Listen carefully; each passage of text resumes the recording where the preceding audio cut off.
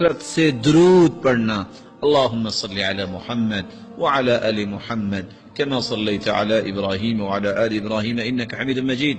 اللهم بارك على محمد وعلى آل محمد كما باركت على إبراهيم وعلى آل إبراهيم إنك حميد مجيد.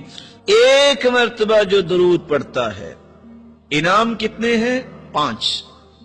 جو ایک مرتبہ درود پڑھتا ہے 10 نیکیاں لکھی جاتی ہیں، 10 گناہ معاف ہوتے ہیں، 10 درجات بلند ہوتے ہیں، اور اللہ رب العزت 70 رحمتیں نازل فرماتے ہیں، اور اللہ کے نورانی فرشتے 70 مرتبہ اس انسان کے لیے بخشش کی دعا کرتے ہیں. وَمَنْ صَلَّى عَلَيَّ 10 مرات حين يصبح وحين يمسي أدركته شفاعتي يوم القيامة.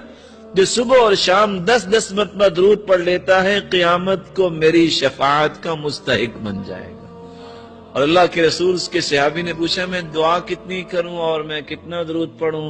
فرمایا تم جتنا بھی پڑھو اچھا ہے. کہا ایک ہی سا درود اور دعا ٹھیک ہے. فرمایا فَإِن زِدْتَ فَهُوَ خَيْرٌ لَكَ، اور زیادہ پڑھو.